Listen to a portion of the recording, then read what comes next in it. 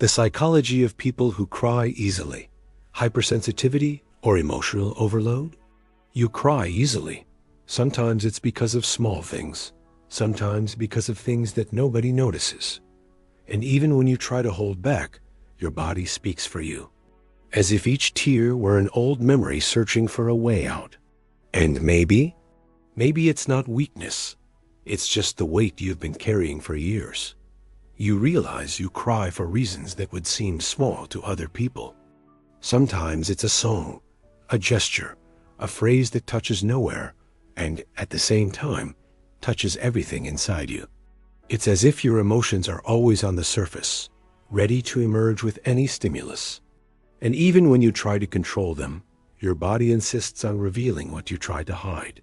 The world calls you sensitive, but no one knows the weight of that. This ease with which you cry didn't start now. It's often a reflection of years in which you learned to feel everything without having anywhere to put it. Perhaps you grew up in an environment where emotions were ignored, ridiculed, or postponed. Perhaps you were the child who kept everything bottled up because you didn't want to worry anyone. Your body, tired of years of restraint, learned to release too quickly what you repressed for so long. Crying today is the language it uses to speak what you never learned to say. From a psychological standpoint, quick tears are a response to an emotionally hyperactive mind. Hypersensitive people have more responsive nervous systems, picking up on nuances that others overlook. Emotionally overwhelmed people, on the other hand, live in a constant state of internal alert, so any stimulus destabilizes them. In both cases, crying is a natural physiological discharge, a mechanism to release accumulated tension. What seems like weakness is, in fact, emotional survival. And this affects your life in invisible ways. You try to appear strong. You try to avoid them noticing your vulnerability. But at the slightest emotional touch, everything overflows. You feel shame, you feel guilt, you feel it's too much. And ironically, the more you try to control it, the more your body tries to free you from what has been kept inside. The tear becomes a bridge between the present and experiences you don't even remember, but that remain alive within you. And perhaps that's precisely why you cry so easily, because you've spent too much time being too strong. Your body has learned that if you don't release it, it will release it for you. And this is the beginning of the journey to understanding whether what you're experiencing today is genuine hypersensitivity or simply the accumulation of years of stored-up experiences. This is the question that silently accompanies you as we move on to the next topic. Crying easily is sometimes an echo of a childhood where you had no one to listen to your emotions. Perhaps you were the child who heard, "Stop being dramatic, swallow your tears. It's not that big of a deal." And since no one taught you how to deal with what you felt, you grew up believing that feeling was wrong. Your body then learned to be silent on the outside, while inside everything accumulated. Today, the slightest spark ignites emotional memories that were never acknowledged. For many, the origin of this pattern lies in environments where sensitivity wasn't seen as legitimate. It might have been a house that was too noisy, too critical, too distant. Or it might have been a quiet house where no one talked about feelings. In both scenarios, you learned early on to carry the weight of your feelings alone. Today's easy tears are the result of years in which you had to endure more than your age allowed. From a psychological standpoint, childhood shapes how the brain processes emotions. When you grow up with emotional validation, your nervous system learns to modulate reactions. But when you grow up without space to cry, the body goes into retention mode. And in adulthood, just a small emotion is enough to cause that entire dam to start overflowing. This isn't fragility. It's neuroplasticity trying to repair past absences. And this shows up today in relationships, in conversations, in simple everyday situations. A word pierces you like an ancient blow. A gesture of affection disarms you as if no one had touched you emotionally for decades. And each tear that falls carries a layer of stories you never told. It's not that you're too sensitive, it's that you were, for a long time, sensitive alone. Therefore, the question, am I hypersensitive or just emotionally charged, begins to take shape. Because crying quickly can be both a natural trait and a belated defense mechanism. Ultimately, your tears aren't an exaggeration. They're a plea for recognition that your childhood never received. And this opens the way to the next topic, where we talk about what your body is trying to communicate when you cry without understanding why. There are days when you feel like you're carrying much more than you show. A silent tension dwells in your shoulders, even when you smile. And sometimes all it takes is someone asking, "Are you okay?" for your eyes to fill with tears. It's not because something bad happened at that moment. It's because your body takes advantage of any opening to release some of what you've held in for so long. Crying then becomes an involuntary escape. This emotional burden has deep roots. Perhaps it stems from years when you needed to be strong for everyone. Perhaps it arose when you grew up too fast, taking care of situations that weren't your responsibility. Or it may have been built up little by repeated small pains, emotional micro-wounds that never healed. Each one of them lodged itself within you like invisible stones that now weigh more than they should. Psychologically, the body doesn't forget what the mind tries to ignore. Accumulated emotions create an internal system always on the verge of overflowing. Crying occurs because the brain interprets any stimulus as an opportunity to release tension. This reaction is an adaptive response, not a defect. Your nervous system is saying, "I tried to hold it in, but now I need to let it out." It's physiology, not weakness. It's an alarm that's been ringing for a long time. This burden, however, manifests in your life in subtle ways. You blame yourself for not being able to control your emotions. You believe you are exaggerating, too sensitive, unregulated. But you don't realize that you are merely experiencing the emotional reflection of everything you endured without acknowledging it. Each tear that falls now is a memory trying to be heard. It's as if your body is saying, "I'm tired of carrying alone what you are never allowed to feel." And perhaps, deep down, that's why you cry so easily. Not because you feel too much, but because you've held it in for too long.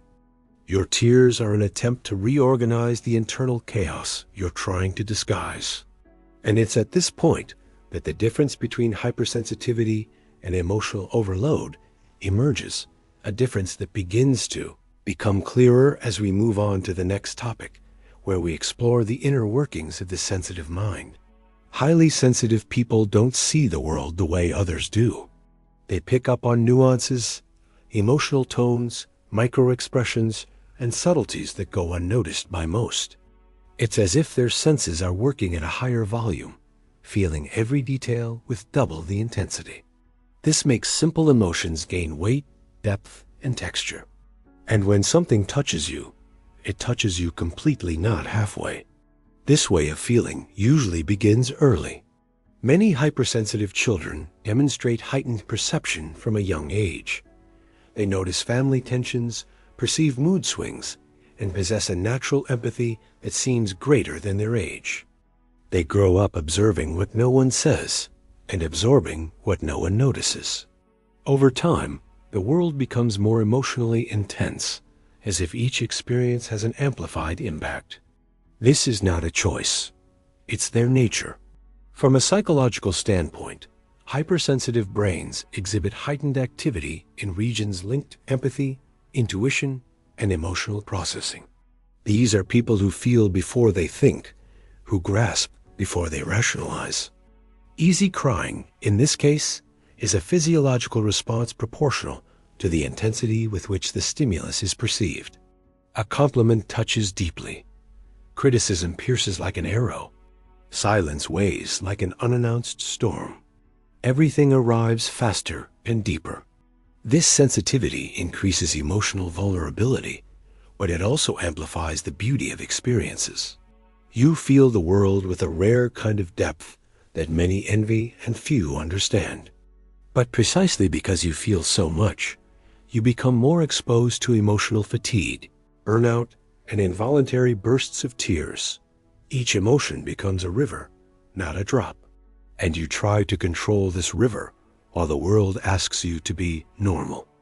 And perhaps this is the point where you begin to wonder, what in me is a trait and what in me is weariness?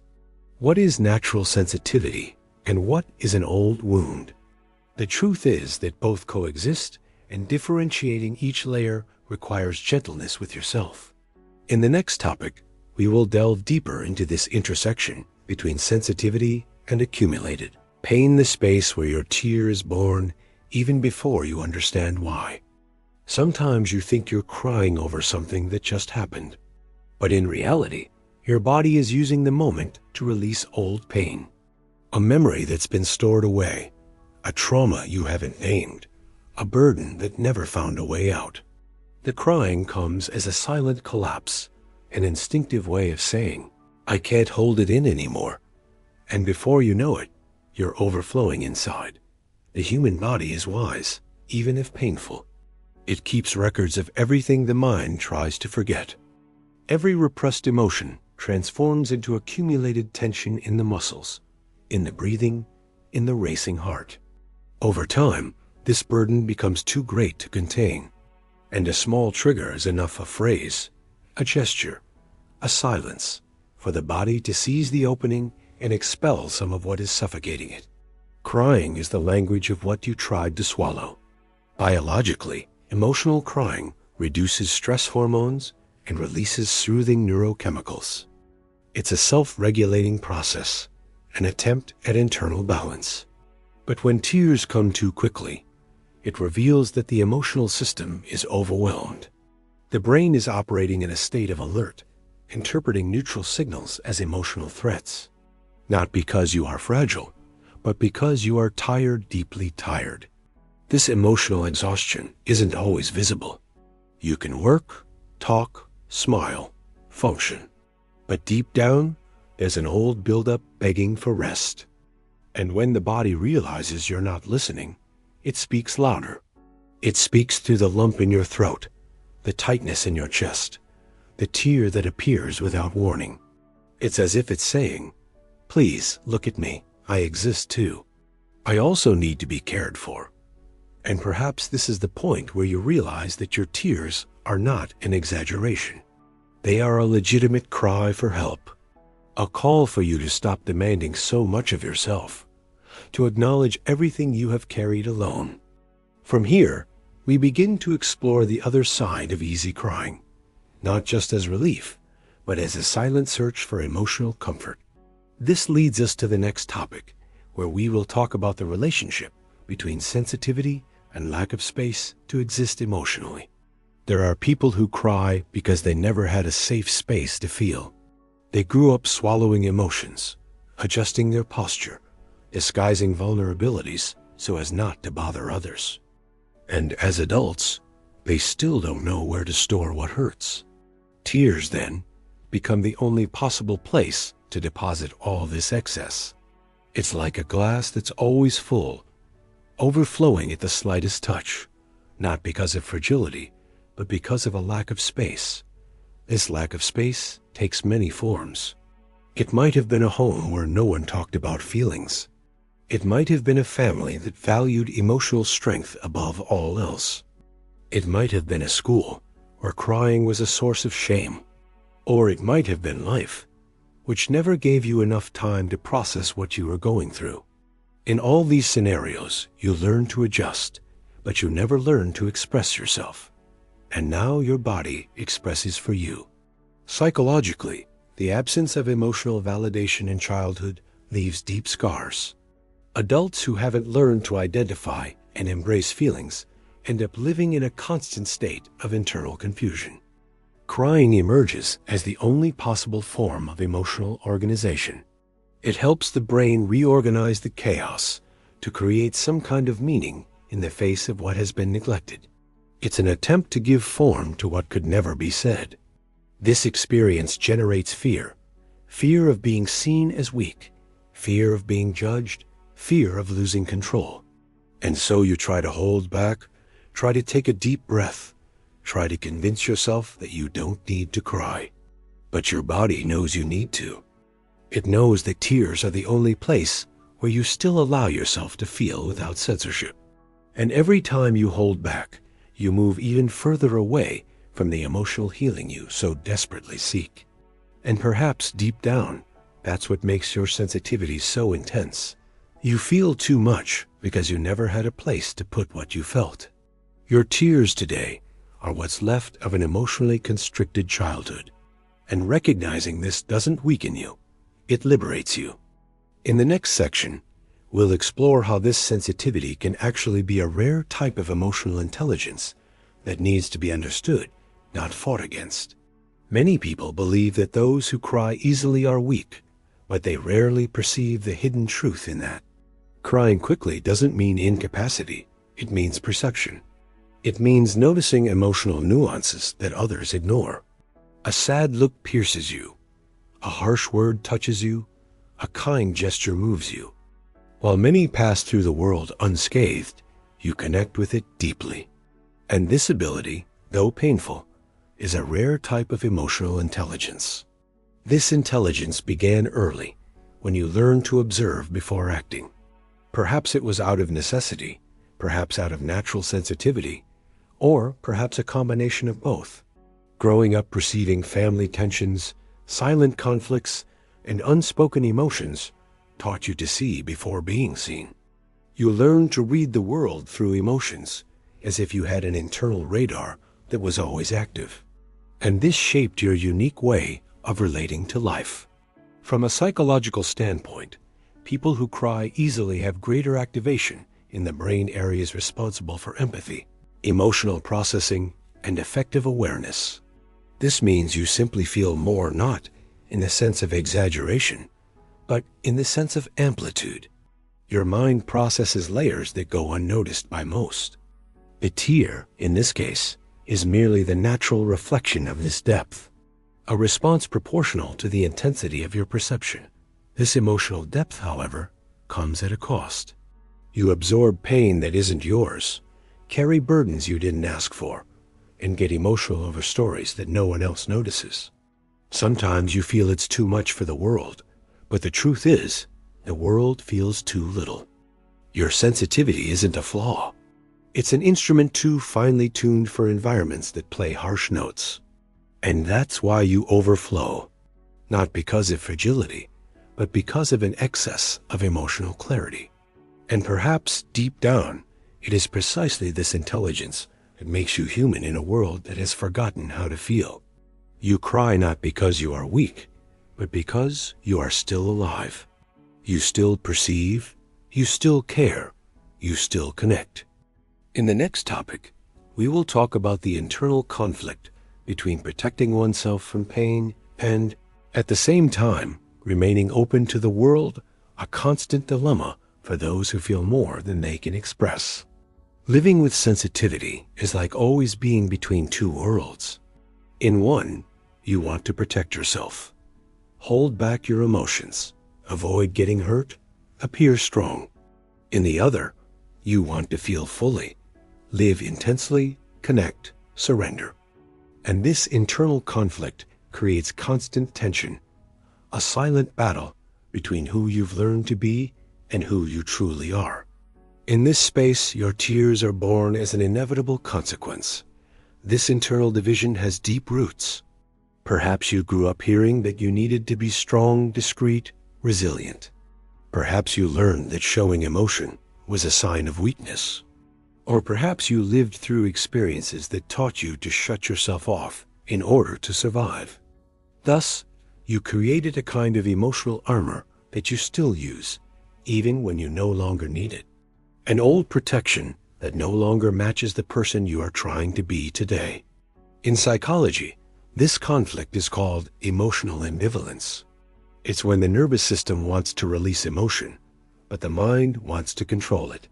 It's when the emotion rises, but the body tries to block it. This friction creates an accumulation, and the accumulation becomes tears. It's not a lack of control, It's the sum of opposing impulses trying to coexist. Tears appear when the body wins over the mind for a few seconds, making room for what you tried to hide.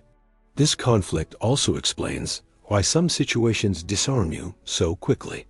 A deep conversation, a gesture of affection, a sudden memory. Anything that touches your vulnerability finds gaps in the armor you wear. And for a moment, you surrender not because you want to, but because you can no longer hold back. Emotion breaks through your defenses before you realize it, reminding you that feeling is still part of who you are. And perhaps in the end, this is the most important point. Your sensitivity doesn't want to destroy you. It wants to liberate you. It wants you to exist with less defense and more truth. Your tears are not enemies. They are guides showing you where you still hide. In the next topic, we will explore how to transform this sensitivity into strength, into authenticity, into a path to healing, not into a reason for shame. Hypersensitivity isn't just intensity, it's perception. And when you begin to understand this, something changes within you. Instead of seeing your sensitivity as weakness, you begin to see it as a tool, an emotional compass that points to what matters, to what hurts, to what needs to be cared for. And little by little, you realize that your crying isn't a flaw. It's a signal, an indicator that your soul is reacting to the world honestly. This shift in perspective arises when you look at your own history with kindness. When you realize that everything that made you cry, the silent pains, the invisible pressures, the absences that left their mark shaped your emotional depth. What you call sensitivity today was once survival. It was the way your body found to protect you. And understanding this is like recovering a part of yourself that was forgotten over time. Psychologically, transforming sensitivity into strength requires emotional awareness. It's when you begin to name what you feel, recognize triggers, and identify internal patterns. This reduces buildup and increases self-control, not rigid control, but healthy control, the kind that allows you to feel without collapsing. Sensitive people have enormous potential for self-knowledge because they perceive internal nuances with depth. And this can be used as an emotional advantage. This strength emerges in relationships when you allow yourself to be true to yourself. Sensitive people see layers that others ignore. They have natural empathy, the capacity for deep connection, and the ability to create authentic bonds. But to do this, they need to abandon the idea that feeling too much is something to hide. Your sensitivity shouldn't be a wall, it should be a bridge. A way to relate to the world without fear of being who you are. And perhaps deep down, that's the greatest gift of sensitivity. It brings you closer to yourself. It takes you out of autopilot, reminds you of your humanity, gives you back what life has tried to harden. Transforming sensitivity into strength is understanding that your tears don't weaken you, they realign you. They put you back on track. And this leads us to the last point. The moment when you finally understand that, behind your easy tears, there's a story of courage that has never been recognized. Feeling too much is, above all, an act of courage. Because living in a world that fears vulnerability, and yet allowing your emotions to overflow requires rare strength. Most people have learned to hide, to harden, to shut themselves off. You haven't. Even trying to hold back, your body insists on revealing its truth. And that, although painful, is profoundly human. Your tear is not weakness, it's resistance. This courage arose because you lived through things that demanded you become sensitive. The harshness of the world touched you too early, and your response was to feel, not to turn to stone. You didn't become cold, even when life would have justified it. You didn't lose the capacity to feel emotion, even after being hurt. And this capacity, which many try to extinguish, is what keeps your soul whole. Psychologically, people who feel deeply possess more malleable internal structures. They don't break easily, they transform. Intense emotion may even disorganize, but it also rebuilds, reorganizes, and gives new meaning. You live through cycles that go from impact to understanding, from pain to awareness. And this makes you more resilient than you imagine. Those who feel deeply also heal deeply, because nothing passes through you without leaving a lesson. This courage appears in the moments when you get up even after you've fallen. You keep trying even when tired. When you keep loving even when hurt. When you keep crying even when you call it weakness. Your heart, though sensitive, keeps beating strongly. And each tear that falls is proof that you remained open in a world that tries to close you off. And perhaps that's why you're here, because deep down, you know that your sensitivity isn't a curse, but a map, a path that leads you back to who you always were, before you needed to defend yourself. Crying easily doesn't make you small, it makes you real. And recognizing that is the first step in transforming your pain into meaning. Now, in closing, let's bring all of this together in a message of healing, belonging, and emotional liberation. The truth that your tears always tried to tell. You are not alone. And it never was. Perhaps for years you believed that feeling too much was a flaw, a weakness, something that needed to be hidden. But none of that is true. What you call an exaggeration is, in fact, an old story begging to be acknowledged. Crying easily doesn't diminish you. It reveals you. It shows you where it hurts, where it's lacking, where there's too much, where you still need care. And feeling deeply doesn't make you weak. It makes you human in a world that has forgotten how to feel. If something inside you recognized itself in this video, don't ignore it. This is your mind asking for understanding.